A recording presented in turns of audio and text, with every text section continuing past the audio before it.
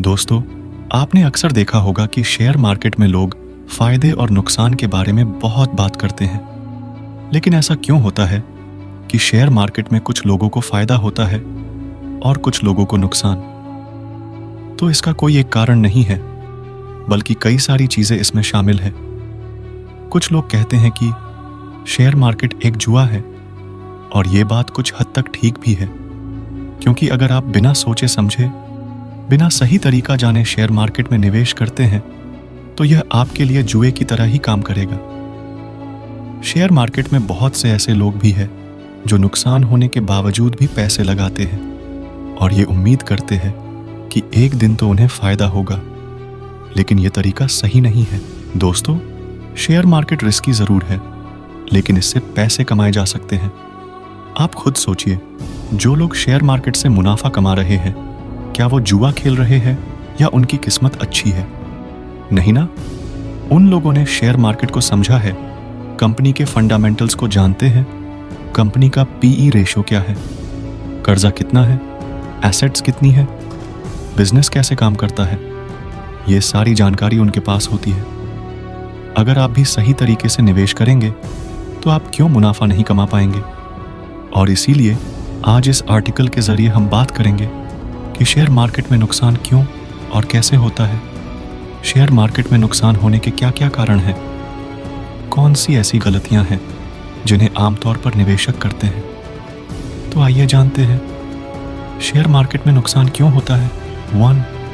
Not do your own research. Share market में ज्यादातर निवेशक यह गलती करते हैं। वे अपने किसी दोस्त, पड़ोसी, न्यूज़ चैनल या किसी ब्रोकरेज फर्म से मिली सलाह पर आसानी से भरोसा कर लेते हैं। इसके अलावा कुछ लोग फ्री टिप्स पर भी आंख बंद करके भरोसा कर लेते हैं, जिसका बाद में उन्हें नुकसान झेलना पड़ता है। शेयर मार्केट के मामले में नियम यह कहता है कि किसी बाजार विशेषज्ञ, मार्केट स्पेशलिस्ट पर भी, चाहे उसे कितनी ही जानकारी क्यों ना हो, विश्वास ना करें।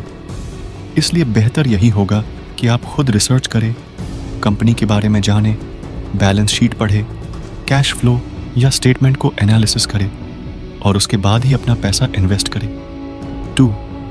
Trying to make money quickly. यह दूसरी बड़ी गलती है जो शेयर मार्केट में आमतौर पर निवेशक करते हैं। लोग हमेशा जल्दी पैसा कमाने में रहते हैं और सोचते हैं कि जल्दी है, वे अगले वॉरेन बफेट या बिल गेट्स बन जाएंगे।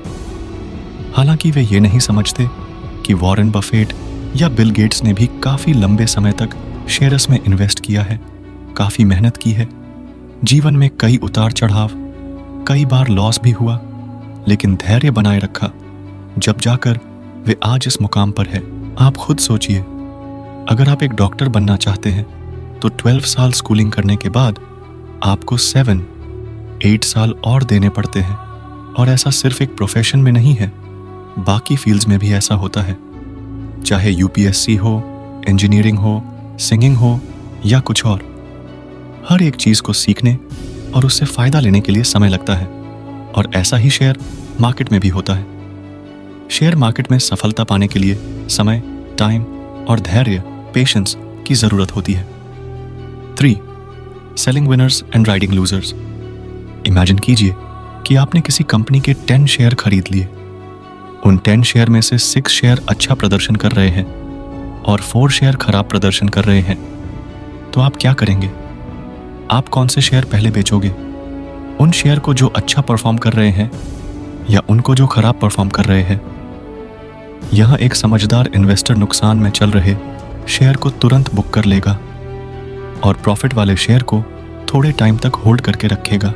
जो लोग अभी शेयर मार्केट में शुरुआत कर रहे हैं, उन्हें अपने इमोशंस को कंट्रोल में करना चाहिए और ऊपर नीचे होते शेयर के भाव को ना देखकर अच्छा प्रदर्शन करने वाले शेयर को लंबे टाइम तक होल्ड करके रख ले और जो शेयर कमजोर प्रदर्शन कर रहे हैं उन्हें बेच दे। इससे आप नुकसान से बचे रहेंगे। 4. Blindly following the crowd. जो लोग बिना किसी रिसर्च के, बिना कंपनी के बारे में जाने देखा देखी में भीड़ का हिस्सा बनते हैं, आमतौर पर उन लोगों को भविष्य में नुकसान ही होता है। आज तक कोई भी इंसान भीड़ का हिस्सा बन के अमीर नहीं बना है। इसे ऐसे समझिए, मान लीजिए एक कंपनी है, जिसके प्रोडक्ट में कोई दम नहीं है और ना ही उसके बेसिक फंडामेंटल्स मजबूत है, लेकिन उसके शेयर की कीमत बढ़ती रहती है। 10 रुपया का शेयर 150 का हो जाता है। ऐसे में बहुत सारे लोग उस कंपनी में इन्वेस्ट करते हैं, जिससे शेयर की प्राइस और ज़्यादा बढ़ने लगती है। तो क्या आप भी उस कंपनी में इन्वेस्ट करेंगे? अगर आपका जवाब हाँ है, तो हो सकता है कि शॉर्ट टर्म में आपको फ़ायदा हो जाए, लेकिन लॉन्ग टर्म में आपको बहुत बड़ा नुकसान होगा, क्योंकि शेयर मार्केट में लॉन्ग टर्म में वही कंपनी आपको अच्छा रिटर्न दे सकती है, जिसकी एक्चुअल में कोई वैल्यू होती है। इसलिए हमेशा उसी कंपनी में अपना पैसा लगाएं, जिसके फंडामेंटल स्ट्रांग हो और उसके प्रोडक्ट की क्वालिटी बेहतर हो। 5. Investing in penny stocks. ज्यादातर लोगों को लगता है कि पेनी स्टॉक्स यानी सस्ते शेयर खरीदने से उनका पोर्टफोलियो डाइवर्सिफाई होगा और थोड़ा बड़ा दिखने लगेगा। वही कुछ लोगों को लगता है कि सस्ते शेयर के प्राइस इससे तो ऊपर ही बढ़ेंगे, लेकिन वास्तव में ऐसा बहुत ही कम बार होता है।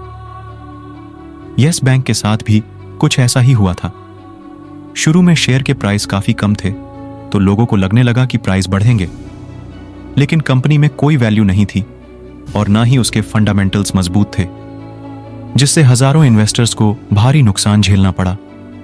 इसीलिए किसी भी कंपनी में इसलिए इन्वेस्ट मत कीजिए क्योंकि उसके शेयर प्राइस कम है और सब लोग उसमें इन्वेस्ट कर रहे हैं, बल्कि कंपनी की बैलेंस शीट और उसकी प्रोडक्ट क्वालिटी को देखकर ही निवेश करें। 6. Not following the rules of stock market. न सिर्फ भारत में बल्कि दुनिया में जितने भी सफल इन्वेस्टर्स हुए हैं, उन्होंने शेयर मार्केट के नियमों को समझा और उन्हें फॉलो भी किया है। इसलिए अगर आप एक नए इन्वेस्टर हैं या लंबे समय से शेयर मार्केट से जुड़े हुए हैं, तो आपको इन नियमों को समझना चाहिए। शेयर मार्केट के नियम कुछ इस तरह है।